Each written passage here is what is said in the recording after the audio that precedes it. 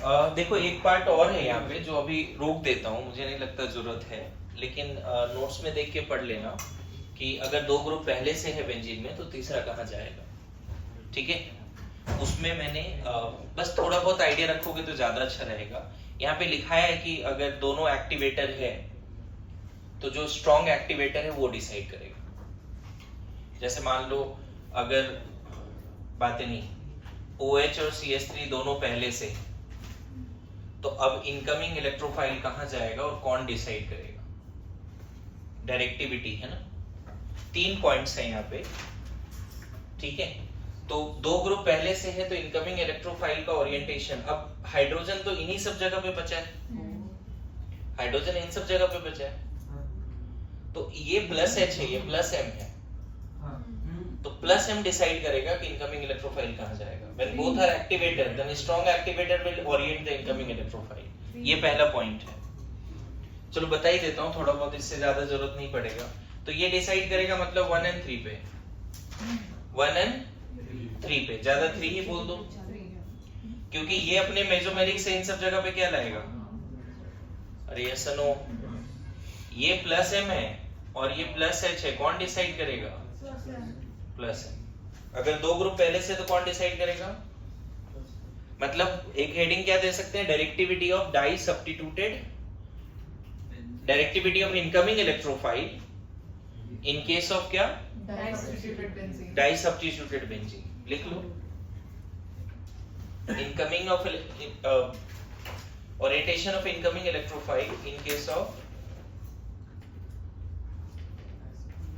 Die substituted benzene. तो इसमें पहला क्या है, if both groups are activator, case 1, हाँ case 1, फिर से लिखो orientation of incoming electrophile in case of di-substituted benzene, orientation of incoming electrophile in case of di-substituted benzene। ठीक है, तो इसमें लिख लो, if both groups are activator, then incoming electrophile will be directed at orthopara of strong activator. If both groups are activator, then incoming electrophile will go at orthopara of strong activator. जैसे यहाँ पे देखो OH strong activator है, ये तुम्हारा strong activator है, इसीलिए OH के ऑर्थोपैरा पे भेजो। अब OH का एक ऑर्थो तो ब्लॉक है, वहां पे हाइड्रोजन है, वहां पहले से मिथाइल आ गया है, तो 1,3 पे। बोलो, क्वेश्चन समझ में आया। फिर से रिपीट कर रहा हूं, both are activator, then incoming electrophile will go to ortho para of strong activator. जैसे बताओ OH and CH3 है यहाँ पे, अब इनकमिंग इलेक्ट्रोफाइल कहां जाएगा। अब देखो दोनों एक्टिवेटर है लेकिन दोनों 1,2 पे नहीं है, 1,3 पे है, तो इसके OH ही डिसाइड करेगा। भी OH डिसाइड करेगा। देखो यहाँ पे दो ग्रुप के बीच में आने में और दिक्कत आएगी।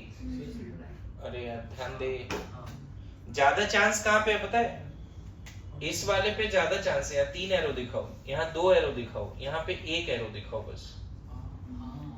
इनकमिंग इलेक्ट्रोफाइल कहां जा सकता है, OH के ऑर्थोपैरा पे। अब OH के ऑर्थोपैरा पे यहां नहीं जाएगा, दो ग्रुप के बीच में आने में और दिक्कत है।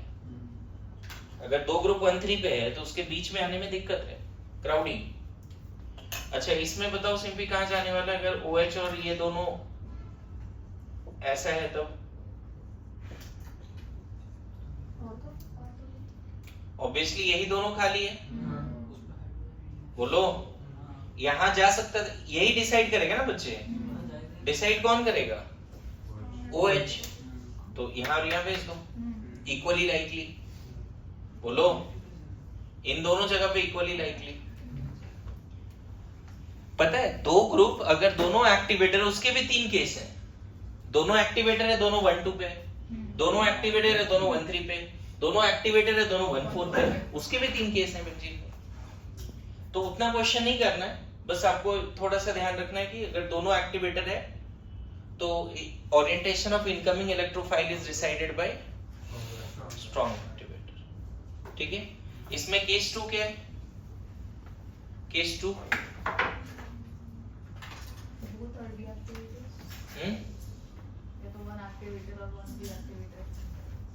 हाँ, अभी वही ले लो। If one activator and other deactivator. Prachi समझ पा रहे हैं क्या चल रहा है टॉपिक? क्रॉस क्वेश्चन करो प्लीज अगर डाउट है तो।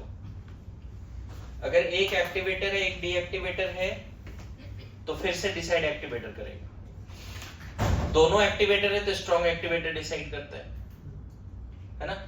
लिख लो, if X activator Y deactivator then incoming electrophile goes to orthopara of activator. If one is activator other is deactivator then incoming electrophile will go to the orthopara of activator. मतलब हमेशा deciding कौन कर रहा है? Activators. Second point का question जैसे मान लेते हैं कि यहाँ पे OCH3 है और यहाँ NO2 है, तो इनकमिंग इलेक्ट्रोफाइल कहाँ जाए? अब नंबरिंग कर देते हैं इसका 1 2 3 4 सॉरी 2 है OCH3 और NO2 है, एक प्लस M है एक माइनस M है। पहले डिसाइड कौन करेगा? एक्टिवेटर। एक्टिवेटर के ऑर्थोपैरा पे, एक्टिवेटर के ऑर्थोपैरा पे तो मोस्ट लाइकली ऑप्शंस क्या क्या है?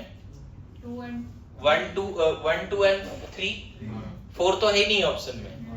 फिर से दो ग्रुप के बीच में जाने में एक एरो दिखा दो, यहाँ पे 2 3 एरो दिखा दो, यहाँ पे कम दिखा दो, ऐसा मतलब मोस्ट इफेक्टिव यहाँ 2 है। फिर से रिपीट करूं, अगर एक एक्टिवेटर एक डीएक्टिवेटर, ये आसान क्वेश्चन है। ये क्वेश्चन ऑलरेडी हमने दो अलग अलग बेंजीन में ये जो किया था याद करो, यही क्वेश्चन था, लेकिन वहां दो अलग अलग बेंजीन थे। ये उसी टाइप का क्वेश्चन है। कौन से रिंग में जाएगा पहले ये डिसाइड कर। का ज्यादा क्यों है 1 से? कहीं ना कहीं NO2 माइनस आई भी ज्यादा लगाएगा यहाँ पे, तो 1 पे भी तो माइनस है उतना ही लगाएगा ना। NO2 थोड़ा ज्यादा स्ट्रांग माइनस आई है ना OCH। नहीं 3 और 1 पे तो दोनों पे सेम ही माइनस है लगेगा ना।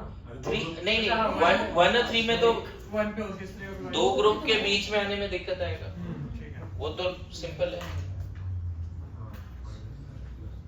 ये जो क्वेश्चन था बच्चे कि इसमें कहां जाएगा, कैसे डिसाइड किया? एक्टिवेटर डिसाइड किया, वो डिसाइड किया किस रिंग पे जाएगा। तो अभी क्या किया, ये दोनों को एक साथ लगाया सेम रिंग पे। ये इजी में जाता है, इजी कैटेगरी में। एक एक्टिवेटर एक डीएक्टिवेटर है तो एक्टिवेटर डिसाइड करेगा, इजी कैटेगरी है। लिख पा रहे हैं?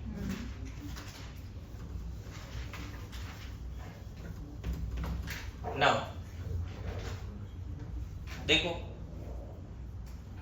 अगर थर्ड केस है, इफ बोथ आर डीएक्टिवेटर, लिख लो, if both are deactivator such rings are very less reactive towards ESR. if both are deactivator, दो ग्रुप है बेंजीन पे, दोनों डीएक्टिवेटर है। अगर दो ग्रुप है बेंजीन पे और दोनों डीएक्टिवेटर है तो क्या लिखा? such groups are very less reactive towards ESR. होना भी चाहिए, बताओ। दोनों ने बेंजीन के इलेक्ट्रॉन डेंसिटी को खींच रखा है, विड्रॉ कर रखा है। If both are deactivators, such are very less reactive towards ESR, and in this case, electrophile will go to the meta of a strong deactivator.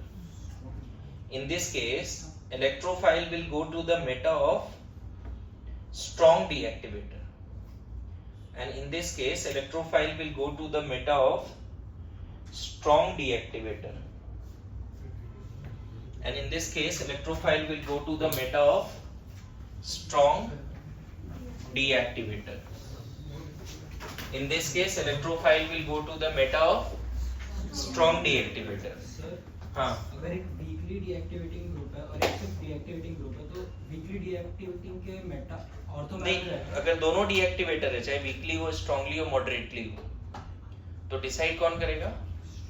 Strong deactivator. जैसे यहाँ पे मान लेते हैं एल्डिहाइड और यहाँ पे NO2 ले लेते हैं, यहाँ पे NO2 ले लेते हैं, तो ये भी -m है और ये भी -m है, तो इनकमिंग इलेक्ट्रोफाइल ये स्ट्रॉन्ग -m है, मानते हो? स्ट्रॉन्ग -m है, तो इसके रिस्पेक्ट में मेटा पे भेज दो, यहाँ पे भेज दो या इधर भेज दो, यहाँ पे ज्यादा भेज दो। तो वो वीक के ऑर्थो पैरा पे हुआ। ऐसे नहीं लिखते, वही तो बोल रहा हूँ, हम बेटर है हमेशा यही लिखते हैं कि जो स्ट्रॉन्ग डीएक्टिवेटर उसके मेटा पे भेजो।